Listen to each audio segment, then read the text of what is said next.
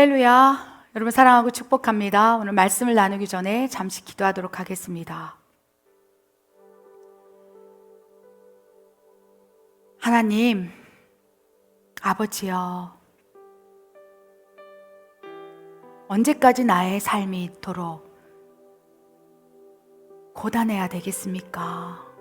언제까지 참아놔야 되겠습니까? 언제까지 이 고난의 늪에 빠져 있어야 되겠습니까? 하나님,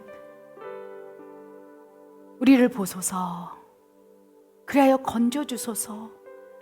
이 고난의 산에서 건져내시사 여호와 이레로 들어갈 수 있도록 역사해 주소서. 아버지, 나에게 밀어닥치고 있는 이 고난, 무수히 많아 헤아리다 포기했나이다. 어떻게 극복해야 되겠습니까? 아버지여, 해답을 주시옵소서. 해답을 주신다면 이겨낼 수 있겠나이다. 견뎌낼 수 있겠나이다. 이 고난 속에서도 기뻐할 수 있겠나이다. 아버지, 누군가 이 기도를 하나님께 올리는 것을 감동으로 받습니다. 이 기도를 올리고 있는 그 누군가를 위로하기를 원합니다. 아버지여, 부족한 종에게 이 기도의 해답을 허락하여 주시옵소서. 그리하여 내게 밀어닥치고 있는 이 고난, 확실하게 이겨낼 수 있는 방법에 대해서 그 누군가의 기도가 이 말씀을 통하여 응답으로 갈 수 있도록 부족한 종에게 말씀 허락하여 주시옵소서. 내가 나사렛 예수의 이름으로 명하노니 하나님의 말씀을 회방한 어둠의 권세는 다 떠나갈지어다. 하나님, 부족한 종에게 말씀의 능력을 허락하여 주시옵소서. 그리하여 그 누군가에게 이 말씀이 응답되어 아멘으로 받을 수 있도록 역사해 주시옵소서. 주님 일하여 주시옵소서. 그리하실 하나님을 사랑합니다. 하나님 감사합니다. 이 모든 말씀 우리 주 예수 그리스도 이름으로 감사하며 기도드립니다. 아멘. 아멘. 오늘 설교 제목은요, 내게 밀어닥치고 있는 이 고난, 어떻게 피해갈 수 있는지에 대해서 우리 방법과 영적 원리에 대해서 말씀을 나누길 원해요.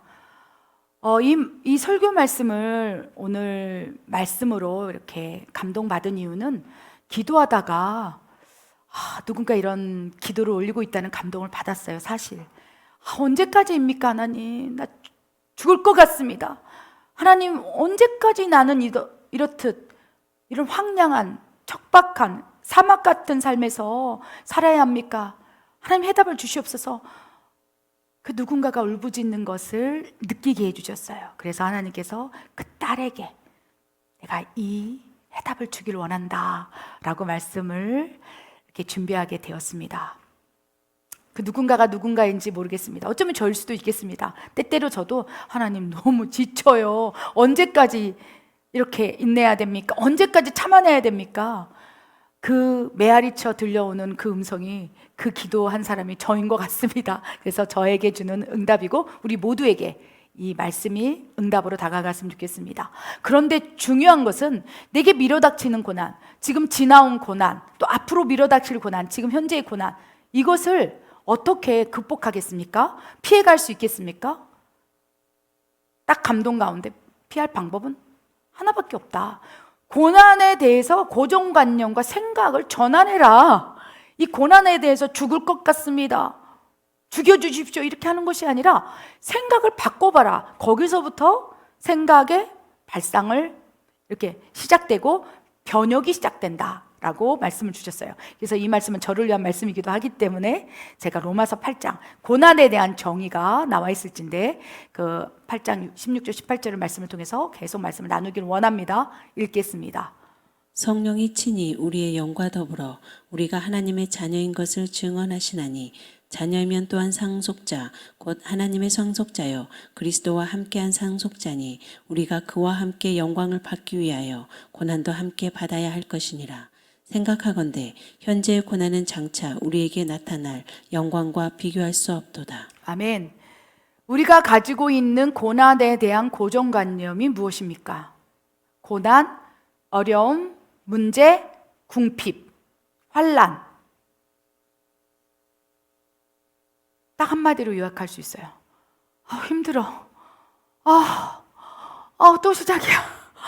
그렇습니까? 그러면서 견디고 내다. 언제까지입니까, 하나님? 하나님을 믿는 자녀라면 죽을 것 같아요. 차라리 죽여주세요.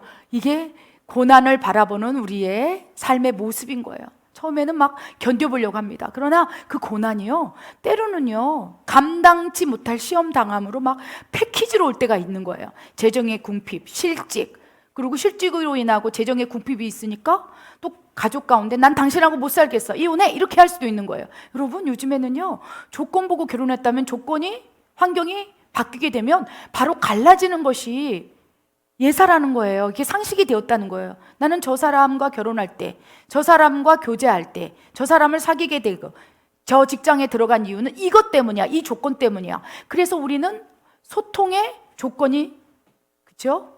조건인 거예요. 소통의 기준이 조건인 거예요. 내가 저 사람이 이게 있으니까, 저 회사에는 이것이 충족되니까. 그런데 그러한 충족 요건이 사라지는 순간, 그죠? 헤어지는 게 너무 쉬운 거예요.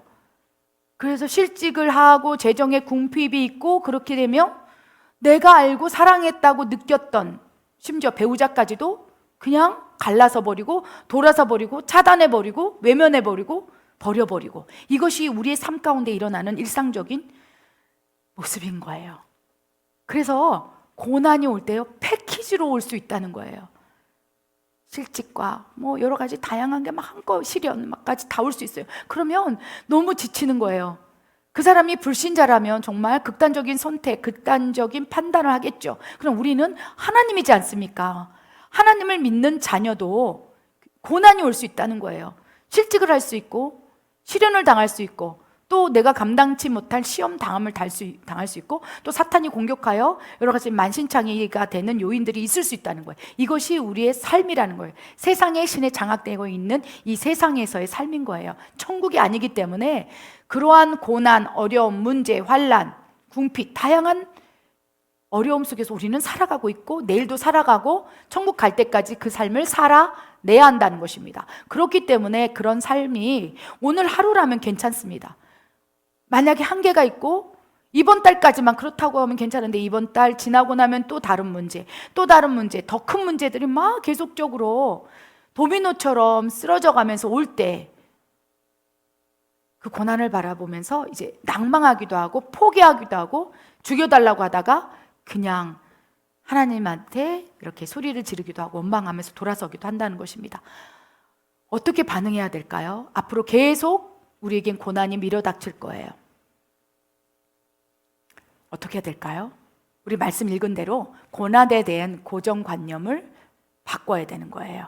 우리 로마서 8장이 뭐라고 돼 있습니까? 성령이 친히 우리의 영과 더불어 우리가 하나님의 자녀인 것을 증언하시나니, 우리에게 성령이 있어서 우리가 하나님을 믿고 사는 하나님의 자녀라고 여러분이 인식하고 계십니까?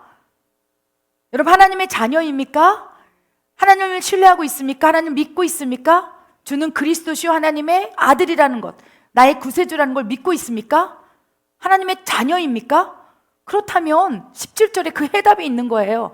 자녀이면 그리스도와 함께한 상속자니 우리가 그와 함께 영광을 받기 위하여 고난도 함께 받아야 함이라. 이것이 성경적인 진리라는 거예요.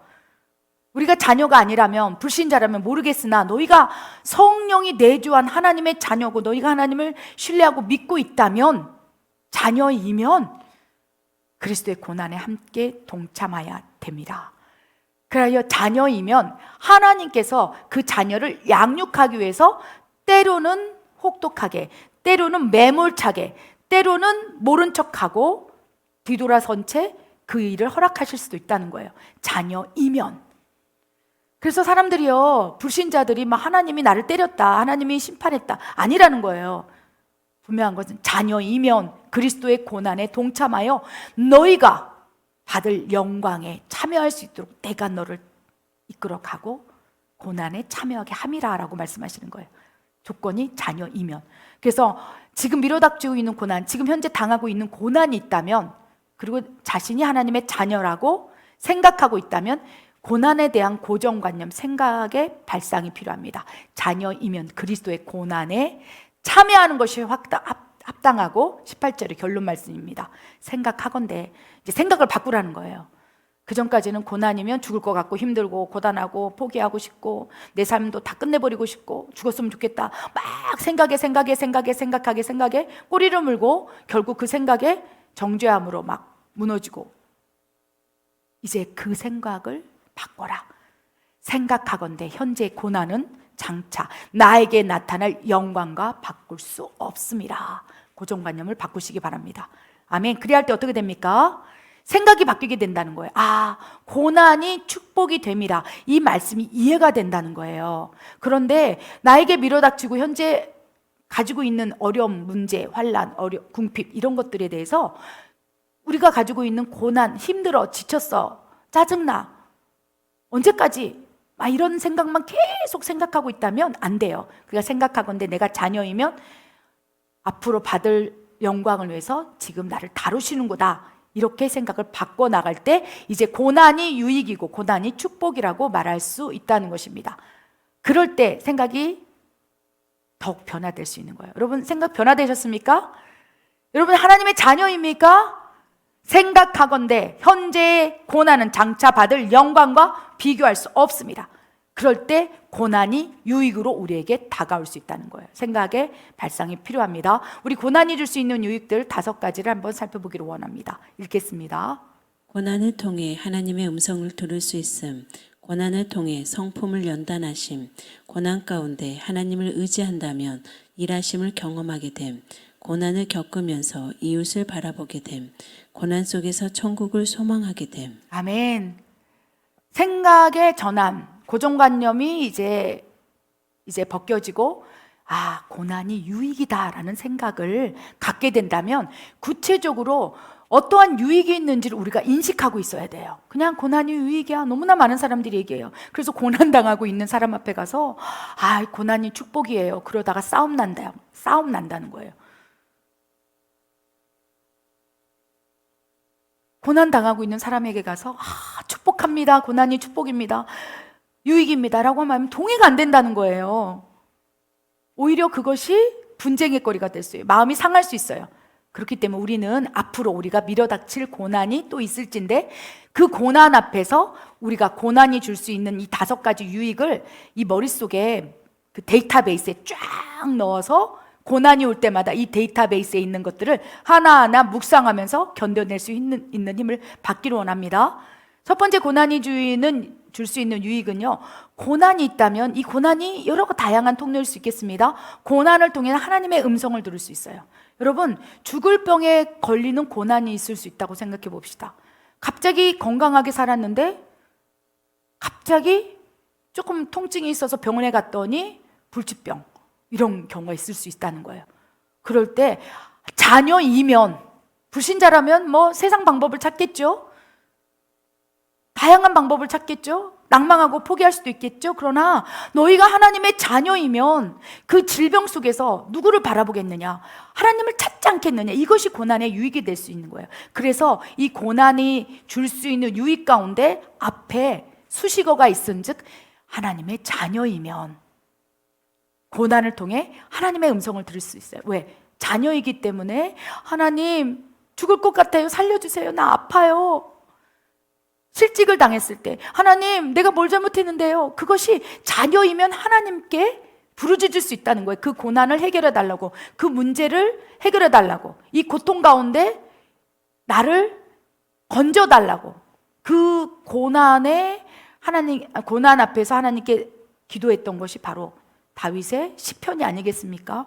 그래서 시편을 싹 살펴보면요, 다윗의 고난이 농축되어서 그것이 기도로 올려진 거예요. 언제까지 나를 이대로 두겠습니까? 하나님, 나 죽을 것 같습니다. 왜 나에게 저 사람이 돌을 던지며 왜 나에게 이렇게 핍박하며 왜 나를 비방하나이까? 내가 무엇을 잘못했습니까? 내가 왜 이렇게 골방에서, 내가 이 사막에서 굶주린 채 이곳에서 홀로 있어야 합니까? 내가 뭘 잘못했습니까? 그 굶주림, 그렇죠, 실직당한 거예요. 다윗은 왜 그렇습니까? 왕의 사위에서 실직당한 거예요. 군대 대장에서 실직당해서 쫓기는 신세가 도망자가 돼버리고, 실직, 그다음에 가정 파괴. 어떻게 보면 지금 우리가 현대적인 언어로 보면 뭐 거의 이혼했고 실직당했고 노숙자가 됐고 도망자가 됐고, 그렇죠? 살기 위해서 막 침을 질질 미친 행세를 했는데 미친 사람이 됐고, 다양한 고난이 패키지로 지금 다윗에게 다가오고 있는 거예요. 그런데 하나님의 자녀였기 때문에, 누가요? 다윗이 자녀이면 그것을 다윗은 안 거예요. 아, 하나님이 나를 다루시기 위해서 이 고난을 허락했다. 그리하여 시편을 통해서 하나님께 이 고난을 올린 거예요. 우리는 그렇게 될 수 없어요. 그러나 다윗이 이미 그 패키지 고난 속에서 하나님께 어떻게 반응했는지에 따라서 아름다운 하나님의 합한 자라는 열매를 맺을 수 있었기 때문에 우리 그걸 배워야 한다는 것입니다. 우리 첫 번째는요, 고난을 통해 하나님의 음성을 들을 수 있다고 그랬어요. 왜 그렇습니까? 고난을 당한다면 아까 말씀드렸죠, 실직을 당하고 그 다음에 시련을 당하고 여러 다양한 고난이 패키지로 온다면, 누구처럼? 다윗처럼 온다면 사람들이 차단해요. 사람들이 떠나가요. 그 진짜 내 사람인지, 그렇죠, 가짜였는지 분별하는 방법은요, 내가 엄청난 고난에 직면했을 때 나를 어떻게 판단하고 내 곁에 남아줬는지, 떠나가는지에 따라서 진짜 내 사람이고 진짜 나를 아끼는 사람이고 나를 사랑하는 사람인지 아닌지를 분별할 수 있다는 거예요. 그 미약한 고난이 아니라 다윗과 같은 그 고난 속에서 떨어져 나갈 사람은 다 떨어져 나가요. 그래서 사람이 없는 거예요. 그래서 때로는요, 하나님께서 사람을 바라보았던 거, 사람을 의지했던 거, 사람만을 신뢰했던 그것을 바꾸기 위해서 때로는 고난을 줄 수 있다는 거예요. 그때 하나님을 찾게 된다는 거예요. 자녀이면 이 고난 가운데 하나님께 부르짖겠구나, 그러면서 첫 번째 하나님의 음성을 들을 수 있어요. 자녀이기 때문에 하나님 도와주세요. 우리 고난 가운데 하나님을 찾지 않습니까? 평안할 때는 하나님의 이름도 기억하지 않아요. 기도도 잘 안 해요. 너무 편안하기 때문에, 안락하기 때문에 기도할 생각도 안 나는 거예요. 그런데 여러분에게 무슨 문제가 있고, 여러분의 자녀가, 또 여러분의 뭐 환경이 좀 고난, 어려움, 문제가 직면하기 시작하면 바로 작정기도 들어가요. 바로 금식기도 들어가요.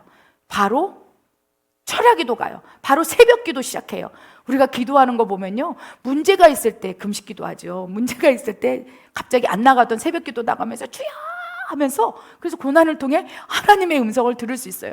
그래서 하나님은요, 때로는 하나님의 음성, 하나님의 말씀을 전하기 위해서 때로는 고난을 허락하시기도 한다는 것입니다. 두 번째, 고난이 주는 유익은요, 고난을 통해 성품을 연단하시는 거예요. 재정에 대해 매여 있다면 재정에 궁핍을 줄 수 있어요. 그래서 두 주인을 섬겼던 그 마음을 단련하실 수 있다는 거예요. 그리고 자기중심적으로 자기에게 강한 사람에게 사랑할 수 없는 사람을 붙여주셔서 훈련대장으로 그를 다루어 나갈 수 있어요. 그래서 성품 연단하시는 거예요. 육체의 성품, 사탄의 본성, 육체의 것들, 그렇죠?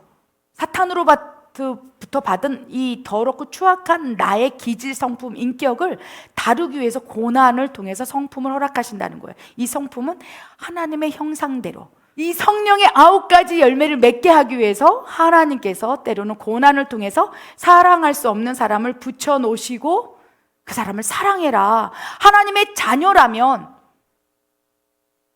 그 사람을 사랑해야 되지 않겠느냐? 분노하는 자녀에게, 그렇죠? 분노하지 마라. 네가 하나님의 자녀라면 어찌 분노하느냐? 이러면서 계속 성품을 고난을 통해서 연단하시고 다루실 수 있다는 거예요. 그래야 종국에는 성품을 연단하시고 하나님의 성품 9가지 성령의 열매를 맺게 하기 위해서 우리에게 고난, 어려운 시험, 유혹, 이런 다양한 패키지 상품을 우리에게 선물로 줄 수 있다는 것입니다. 고정관념을 바꾸시기 바랍니다. 세 번째, 고난 가운데 하나님을 의지한다면 하나님의 일하심을 경험할 수 있어요. 자녀이면 나의 고난 가운데 하나님만이 해결해 줄 수 있다. 하나님만이 내 문제에, 그렇죠, 주권자 되어서 역사하실 수 있다. 이것을 믿음을 가지고 하나님을 의지한다면 그 다음부터는 하나님이 일하시기 시작한다는 거예요. 왜 그렇습니까?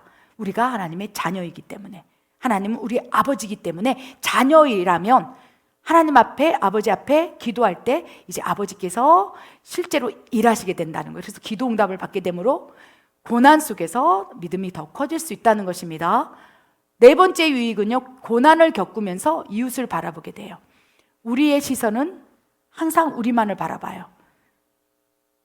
내 고난, 내 문제, 내 빈곤, 주로 내 중심의 삶을 영위해 나간다는 거예요. 그런데 내가 고난을 겪어보니까 다른 사람이 보이는 거예요.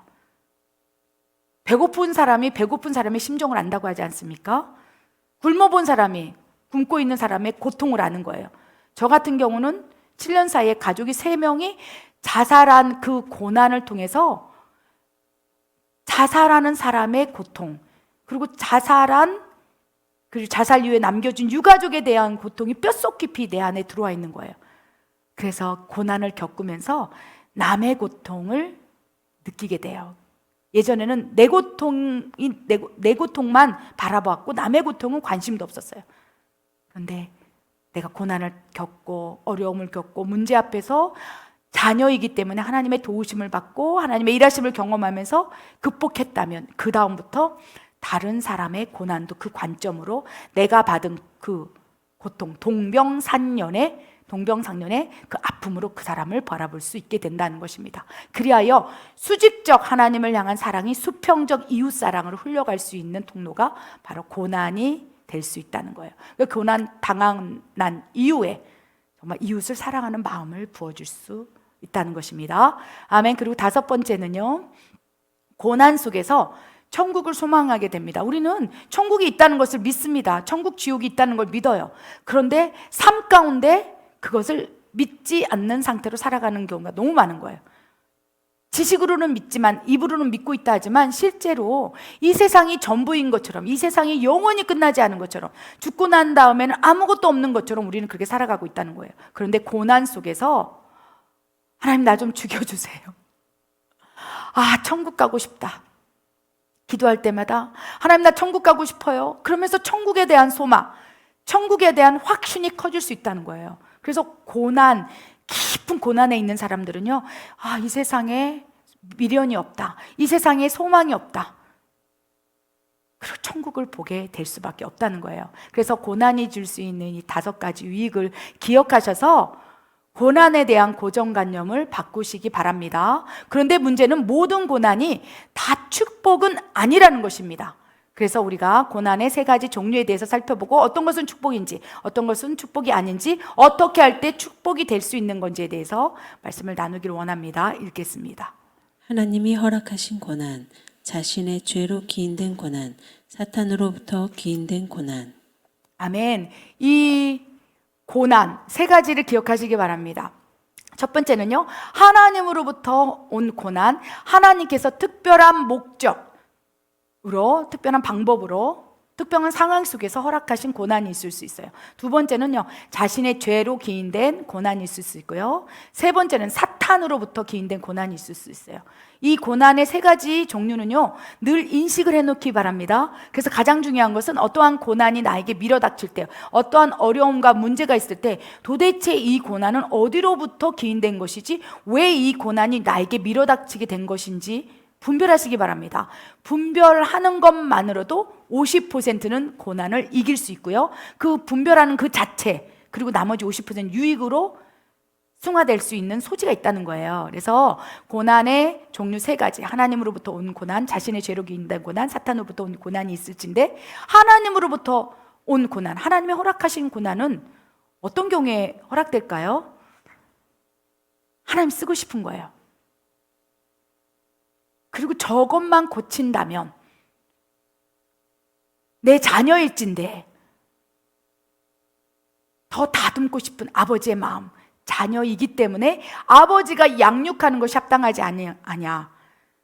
그 자녀를 사랑한다면 그 자녀에게 매를 대는 것이 아버지의 의무가 아니겠느냐. 이것이 잠언 말씀, 지혜 말씀 아니겠습니까? 너희가 진정으로 자녀를 사랑한다면 자녀에게 훈육하는 것이 마땅하다. 그냥 오냐 잘못된 길을 가고 있을진데 괜찮다 하는 것이 진정한 아버지의 사랑이 아니라고 말하는 거예요. 그래서 잘못했다면 회초리를 대서 바르게 양육하는 것이 방법이라는 거예요. 하나님의 의무라는 것입니다. 아버지의 의무라는 것이에요. 그래서 하나님께서 허락하신 고난은요, 하나님이 쓰고 싶을진데, 너무 잘하고 있을 때 하나님이 억지로 막 고난을 주시겠습니까? 매를 대시겠습니까? 하나님은 오래 참으시고 인내하시고 용납하시는 성품 속성이 있을진데, 그 가운데 저 부분만 다룬다면, 저것이 잘못됐는데 저걸 어떻게 고칠까? 그 대표적인 하나님이 허락하신 고난을 직면한 사람이 누구입니까? 바로 미리암이라는 거예요. 하나님께서 모세를 쓰고 있을진데 미리암에게 교만한 마음이 있었어요. 어떤 마음입니까? 민수기에 나오는 말씀이에요. 모세만 하나님의 음성을 듣냐? 나도 듣는다. 모세하고만 하나님이 말하냐? 나도 하나님이 말하고, 나도 환상도 보고 꿈도 꾸고 하나님의 음성을 나도 들을 수 있어.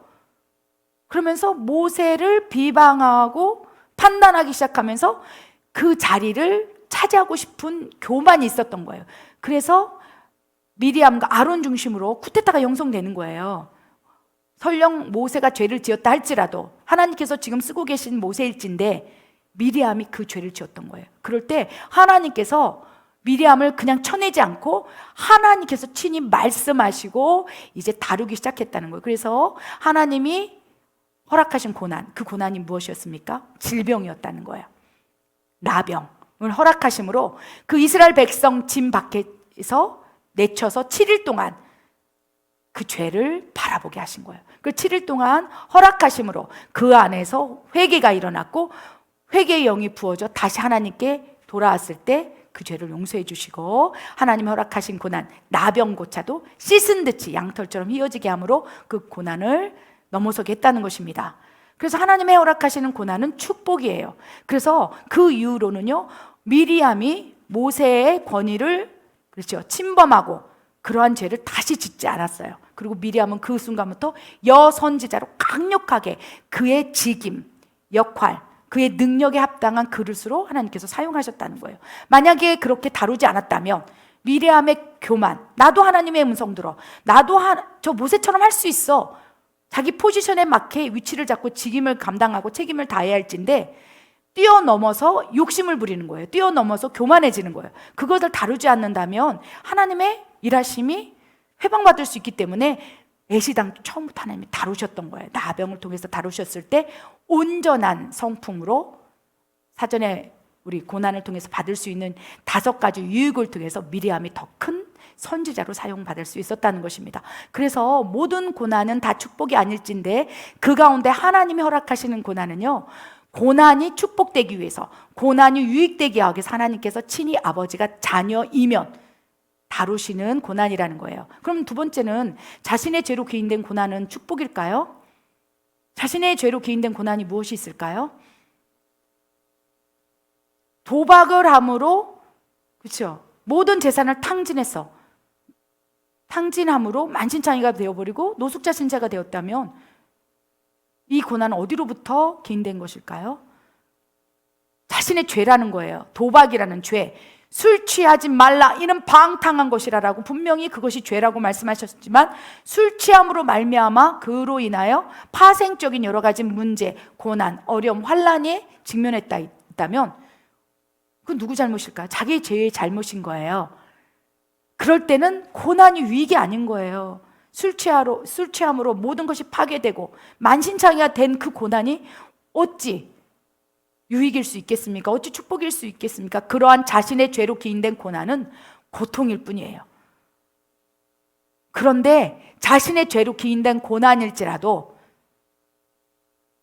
하나님 앞에 나와서 회개하고 자복하고 도와달라 했을 때 하나님께서 역사하기 시작하는 순간부터 그 고난을 통해서 하나님을 바라보는 통로가 열리기 때문에 회개함으로 죄를 돌이키고 하나님 앞에 나아갔을 때 비로소 자신의 죄로 기인된 고난도 축복과 유익이 될 수 있다는 것입니다. 그런데 자신의 죄로 기인된 고난 앞에서 회개하지 않고 그대로 머물러 있고 그것을 원망하고 불평하고 계속 죄의 늪에 빠져서 있다면 그것은 고통일 뿐이고 그것은 저주일 뿐이라는 거예요.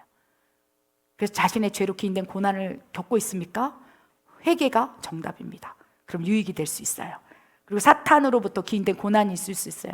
사탄으로부터 기인된 고난은요, 욥일 수 있어요. 그리고 욥은 하나님이 허락하신 고난과 함께 가고 있어요. 하나님께서 내 욥을 한번 시험해 봐라. 욥은 결코 그 믿음을 저버리지 않을 것이라 했을 때 사탄이 참소했어요. 하나님께서 많은 것들을 줬기 때문에 욥이 그러한 믿음으로 하나님을 영광을 드러내고 있을 뿐입니다. 그에게 있는 걸 모든 걸 걷어가 보십시오. 그렇다면 그는 하나님을 저주할 것입니다. 그래서 사탄으로부터 기인된 고난이 있을 수 있다는 거예요. 그러나 제가 누누이 여러분에게 말씀드리지만 사탄으로부터 욥과 같이 기인된 고난을 받는 사람은 거의 드물다는 거예요. 수십만 명 중에 1명 있을까 말까예요.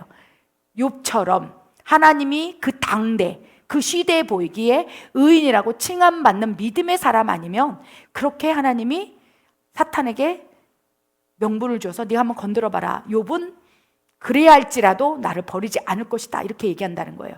그래서 사탄으로부터 기인된 고난 두 가지가 있을 수 있어요. 욥처럼 그 믿음의 테스트를 위해서 하나님께서 허락하신 것이 있고, 또 하나는 자신의 죄에 기인된 고난에 깊이 빠짐으로 죄가 내 삶 가운데 장착돼 있고 죄가 더덕더덕 붙어 있을 때 그 통로가 열려서 아예 사탄이 들어와서 그 고난 안에 주인 노릇하고 장악해 버리는 거예요. 이것이 더 무서운 거예요. 그래서 욥처럼 하나님께서 사탄을 통해서 허락하신 고난은요, 때가 참에 그렇죠? 회복시켜 주린다는 거예요. 됐다. 이제 믿음을 하나님께 보였으니 이제 사탄아 건들지 마라. 그리고 사탄을 탁 물리치신 다음에 하나님께서 그거를 더 수십 배로, 30배, 60배, 100배, 1000배로, 그렇죠? 자녀를 잃어버리는 고난이 있다면 그 자녀의 배가 돼서 또 자녀를 주시고 재물 주시고, 그래서 다시 그 당대 의인이라는 얘기를 욥이 듣게 하셨다는 거예요. 근데 두 가지 고난, 사탄으로부터 기인된 고난도 두 가지가 있을진데, 내 죄로 말미암아 죄를 회개하지 못함으로 계속 죄의 통로가 커져 있을 때 아예 사탄이 들어와 버려서 그 고난 가운데 장악을 하는 거예요. 근데 여기서 문제가 뭐냐? 발생되는 문제가 뭐냐? 사탄이 내 고난 가운데 주인 되어서 딱 들어와 버리죠. 그러면 파생적인 사탄의 권세로 더 많은 고난들을 끌어오는 거예요. 재정의 문제, 궁핍의 문제, 여러 가지 다양한 질병의 문제. 그래서 계속적으로 사탄이 장악해 버리고 이 고난 가운데 사탄이 중심으로 죄 가운데 들어가 버린다면 그 다음부터 사탄의 죄의 권세를 가지고 계속적으로 문제를 발생시킬 수 있다는 것입니다. 그렇기 때문에 어떻게 됩니까? 이 사탄, 죄로 통로를 통해서 내 고난에 완전히 들어와서 장악해 버린다면 결국은 내 죄가 있다면 죄를 회개하는 것부터 시작하고, 그리고 예수의 이름으로 어둠의 권세를 끊어내야 되는 이 방법이 있다는 거예요. 쉽지 않다는 것입니다. 사탄으로부터 기인당 고난은 욥의 경우 본인이 믿음을 보이고 극복했을 때는 유익이지만 내 죄를 통해서 사탄이 장악함으로 막 고난의 늪에 빠져가서 만신창이를 된다면 이거는 엄청난 저주가 될 수 있다는 거예요. 그래서 회개하고 사탄이 공격하는 것들 예수의 이름으로 막아서고 대적하고 분별하여서 쳐냈을 때는 유익이 되지만 그렇지 않는다면 문제가 될 수 있어요. 그래서 이 고난의 세 가지 종류 가운데 하나님이 허락하신 고난이 우리에게 유익이 될 수 있다는 것, 나머지는 회개라는 선제 조건이 있을 때 그리고 극복했을 때 그때서야 비로소 나에게 유익이 되고, 그렇지 않는다면 고통과 저주로 남을 수 있다는 것을 기억하시기 바랍니다. 우리 말씀을 보기를 원합니다. 고난을 어떻게 바라보고 대처해야 될 결론 말씀이라고 볼 수 있겠습니다. 베드로전서 4장 13절 16절 읽겠습니다. 오히려 너희가 그리스도의 고난에 참여하는 것으로 즐거워하라. 이는 그의 영광을 나타나실 때에 너희로 즐거워하고 기뻐하게 하려 함이라. 만일 그리스도인으로 고난을 받으면 부끄러워하지 말고 도리어 그 이름으로 하나님께 영광을 돌리라. 고난을 어떻게 바라봐야 될까요? 고난은 너무 힘들어. 우리 또 계속 고정관념이 들어오고 있습니다. 나는 고난 너무 지겨워요. 그리고 제가 집회를 갈 때 어떤 집사님이 기도해 주세요, 선교사님. 그래서 무엇을 위해 기도할까 그랬더니 내 앞에 고난이 없게 해주세요. 나에게 고난이 밀어닥치지 않게 해주세요. 막아주세요. 그런데 제가요, 집사님, 고난을 통해서 하나님이 다루길 원해요. 싫어요. 나 열심히 그냥 예배 드릴게요. 열심히 하나님 섬길게요. 그래서 내 앞에 고난이 없도록, 나에게 밀어닥치는 고난이 있을 때 탁탁 쳐내도록, 아예 나한테 고난이 없도록 기도해 주세요. 아직 그분은 고난이 유익이라는 것을 이해하지 못했기 때문에 그렇게 말씀하는 거예요. 그리고 그 속마음을 보면요, 난 힘든 거 싫어. 하나님은 나한테 좋은 것만 줘야 돼. 난 하나님한테 좋은 것만 받고 싶어. 힘든 거 싫어. 그럼 어느 순간 하나님이 우리를 다루기 위해서 아버지로서, 너희가 자녀이면 하나님 아버지가 너를 다루시는 것이 합당하지 않느냐, 이 말씀을 하시면서 우리에게 다가올 때 싫어요, 탁 쳐낼 수 있는 거예요. 하나님, 내가 하나님한테 원하는 건 이게 아니에요. 난 만지지 마요. 하나님이 만지면 토기자기 하나님이 만지시잖아요. 그러면요, 이 토기자기 하나님이 만지면 그 창조전 이전의 상태로 복원하고 싶은 마음이 아버지 손에 있는 거예요.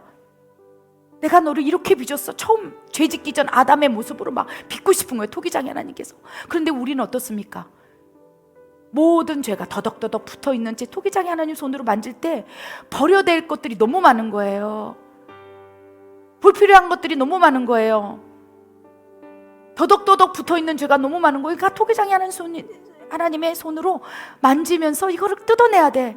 이거는 불필요한 거야. 이것은 버려야 돼. 이건 합당치 않아. 이건 하나님이 기뻐하지 않아. 그럴 때마다 우리는 내 몸을 뜯어내는 것처럼 하나님 손길이 아프다는 거예요. 그래서 나 만지지 마요, 하나님. 내가 하나님을 믿고 천국 가기를 원하지만 내 몸에 손대지 마요. 내 가정에 손대지 마요. 그냥 하나님은 나한테 줄 것은 축복이에요. 건강 축복, 재물 축복, 자녀 축복. 그거 이외에는 나 건들지 마세요.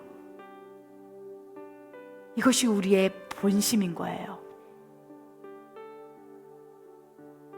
그러면 고난이 다가와서 하나님 만지고 잘 때 젖먹이 성도들은요, 하나님 떠나가 버려요. 난 만지지 말라고 그랬죠. 그것이 하나님으로부터 왔다고 생각한다며. 그리고 내가 하나님을 믿는데 왜 이런 어려움이 있어야 돼요? 내가 교회 열심히 다녔는데 왜 내 자녀에게 이런 일이 있어야 돼요? 내가 그토록 예배를 열심히 다녔고 내가 11조 했는데 어떻게 나한테 이런 일이 있을 수 있냐고요. 내가 11조 했는데 왜 우리 회사가 망해야 돼요? 11조 한다면 하나님 축복 준다고 얘기했는데 다 거짓말이에요? 이것이 젖먹이 성도가 고난을 통해서 하나님을 바라보는 관점이에요. 나에게 문제가 있다면, 나에게 어려움이 있다면 나는 하나님 믿지 않을 거야. 이것이 젖먹이 성도가 고난 속에서 하나님을 떠나가는 이유라는 거예요. 그런데 성장한 자녀이면 고난에 대한 고정관념이 바뀌어져 있다는 거예요. 아, 이 문제를 통해서, 이 어려움을 통해서, 이 고난을 통해서 하나님께서 나에게 지금 무엇을 말씀하려고 하는 거지? 내가 뭘 잘못하고 있는 건가? 왜 이런 일이 있지? 젖먹이 성도면 나 만지지 마요. 나한테 축복 주지 않을 거라면 건들지 마세요. 나 건들면 나 그냥 하나님의 집 나가버릴 거예요. 이것이 젖먹이 성도의 반응이라면, 성장한 성도는요, 그 고난 중에서 아버지, 내가 뭘 다루어야 될까요? 왜 이런 일이 일어나는 거죠? 하나님을 보게 된다는 거예요. 그러면서 돌파가 일어나고, 그러면서 성장이 되고, 그리고 종국에는 성숙된다는 거예요. 성령의 열매를 맺고 성품이 연단되고 하나님의 음성을 듣고 진짜로 고난이 주는 5가지 유익을 느끼면서, 와, 하나님 살아계시는구나. 하나님 진짜 나를 바라보고 계시는구나. 하나님 쉬지 않고 일하시는구나. 이것을 고난을 통해서 자기 문제를 해결하기 위해서 내 안으로 들어와버리시고 내 문제를 하나님의 문제로 여기시면서 친히 싸워주신 하나님을 경험하게 될 때 진짜 고난이 유익이 될 수 있는 거예요. 아멘. 근데 젖먹이 성도는 아직까지도 고난에 대한 고정관념 싫어요. 나는 어려운 거 싫어요. 그리고 나에게 고난 없도록 선교사님 기도해 주세요. 이것이 어린 젖먹이 성도의 신앙이고 쉽지 않은 거예요. 그런데 우리가 지금 자녀이면, 하나님의 자녀라면, 우리 베드로전서 4장 13절 16절에 나오는 이 말씀이 우리에게 적용되기를 원합니다. 13절에 뭐라고 되어 있습니까? 오히려 너희가 그리스도의 고난에 참여하는 것으로 즐거워하라.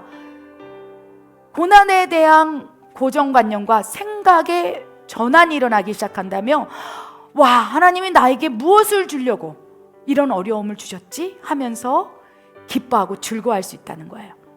그리스도의 고난, 그리스도의 고난, 이것이 무엇입니까? 하나님 때문에 받는 고난, 하나님 때문에 이겨내는 고난, 하나님으로 인하여 견뎌내는 고난, 이 고난에 참여하는 것으로 즐거워하라.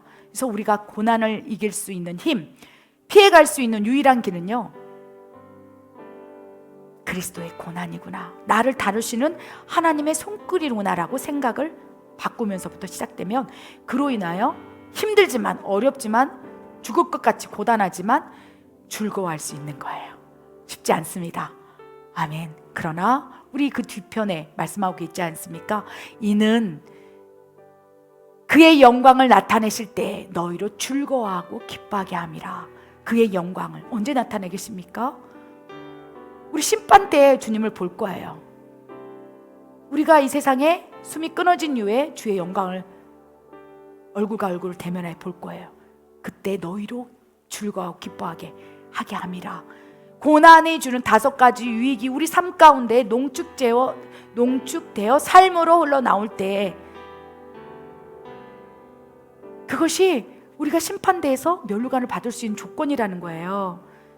고난 가운데 젖먹이 송독처럼 나 만지지 마요, 하나님 싫어요, 이런 하나님이란 난 믿지 않을 거야, 이게 아니라 그 고난이 주는 유익 인식하고 견뎌내고 힘들지만 기뻐하고 즐거워하면서 이 고난이 주는 모든 유익을 완전히 삶으로 장착할 때 종국에 너희가 심판받을 때, 영광이 나타날 때 기뻐하고 즐거워하리라. 저는 이 말씀이요, 야, 내가 죽고 나면 네가 고난을 견뎌내고 성화되고 성숙되고 돌파되고 이러한 모든 이 삶의 여정에 농축되어서 멸관을 줄 거라고 믿습니다.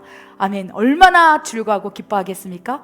그래서 지금 현재 고난은 장차 받을 영광과 비교할 수 없습니다 라는 생각을 전환하시기 바랍니다. 아멘. 그리고 어떻게 고난을 바라보고 대처해야 될까요? 16절, 만일 그리스도인으로서 고난을 받는다면, 이것이 내가 하나님을 믿는 자녀로서, 내가 하나님의 자녀이기 때문에 받는 고난이라고 생각이 된다면 부끄러워하지 말아라. 여러분 직장 생활하고 계십니까?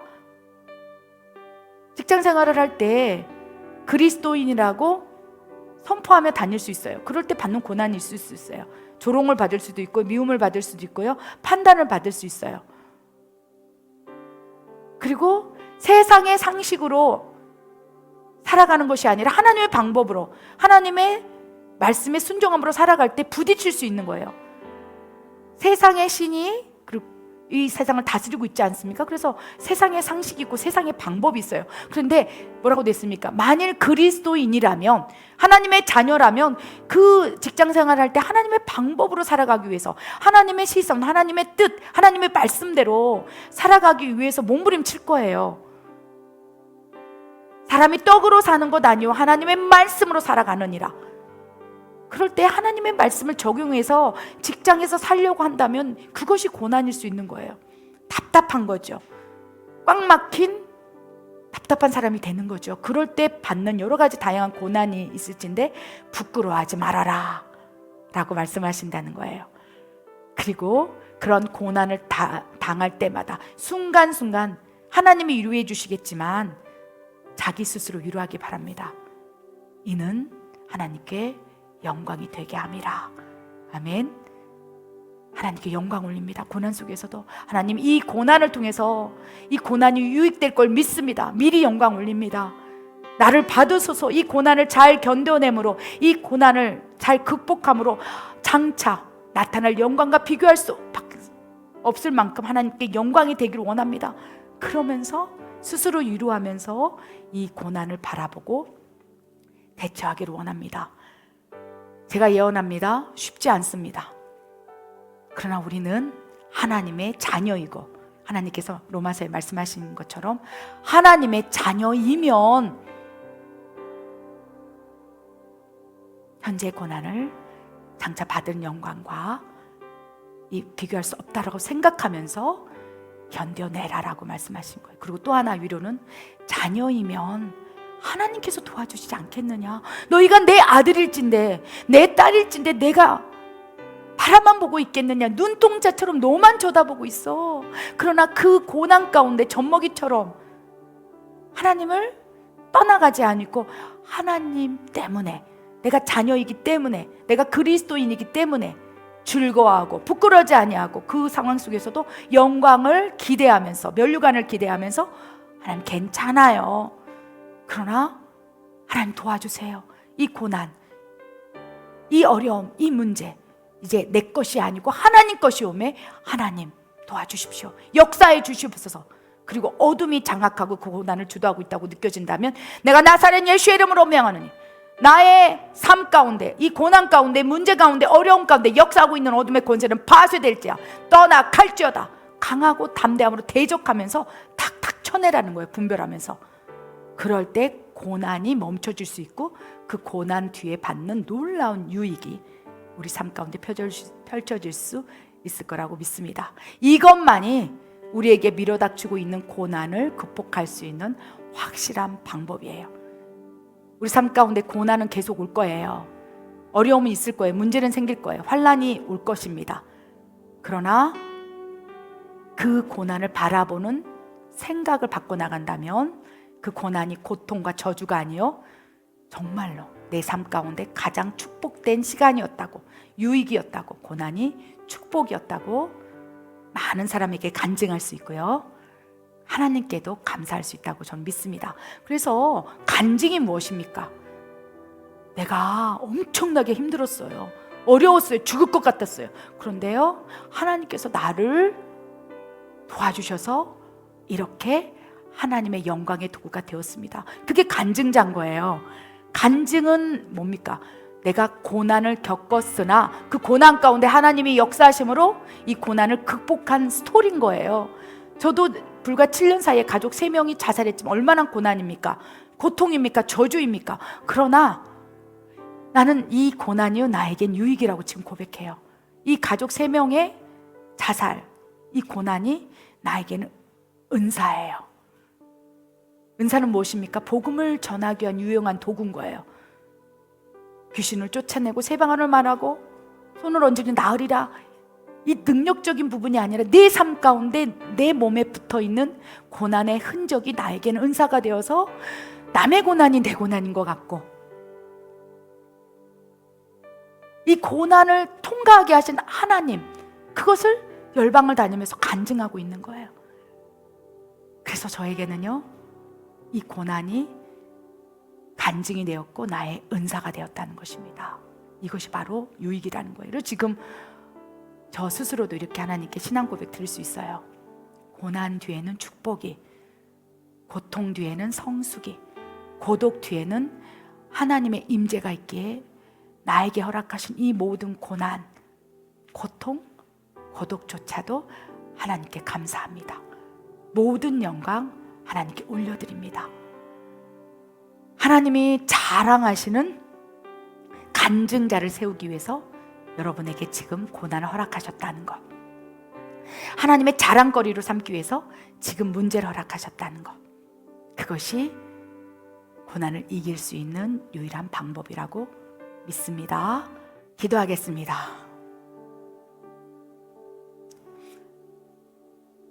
하나님 아버지, 뒤돌아보니 생각하기도 싫을 만큼 엄청난 고난 가운데 있었습니다. 다시 떠오르고 싶지 않을 만큼, 고개를 내저을 만큼 고통 속에 있었습니다. 그러나 유심히 살펴보니 그 고난과 고통, 고독 속에 주님이 나의 손을 잡고 계셨네요. 그 고난과 고통과 고독의 순간 속에서 고아처럼 홀로 내버려 두지 아니하시고 내 손을 꼭 잡고 계셨네요. 사랑하는 내 딸아, 내가 너를 포기하지 않을진데 왜 너는 너를 포기하려 하느냐? 내 아들아, 내 손을 잡으라. 내가 함께하리라. 영원히 끝까지 너를 버리지 않으리라. 너와 함께하리라. 아버지, 이제는 이 손 잡고 이 고난을 견뎌내 보겠습니다. 하나님의 손을 잡고 이 고난을 통과해 보겠습니다. 나에게 밀어닥친 고난, 나에게 밀어닥칠 고통, 지금도 여전히 함께하고 있는 이 문제, 이 어려움, 이 환난, 이제 이 모든 나에게 허락하신 이 모든 것들이 유익이 될 수 있도록, 축복이 될 수 있도록 아버지 손을 꼭 잡고 가겠습니다. 나는 하나님의 자녀입니다. 자녀이면 아버지가 돕지 않겠느냐? 자녀일진데 어찌 그 손을 놓겠느냐? 이 손을 놓치지 않으리라. 이 아버지의 위로가 고난의 직면에 있는 그 누군가에게 소망의 메시지로 다가갈 수 있도록 위로하여 주시옵소서. 아버지가 계셔서 참 좋습니다. 이 잡은 손 결코 놓치지 않겠사오니 더 꽉 잡아 주시옵소서. 함께 고난을 통과하길 원합니다. 그리하실 하나님을 사랑합니다. 하나님을 더욱 신뢰합니다. 하나님 감사합니다. 이 모든 말씀 우리 주 예수 그리스도 이름으로 감사하며 기도드립니다. 아멘.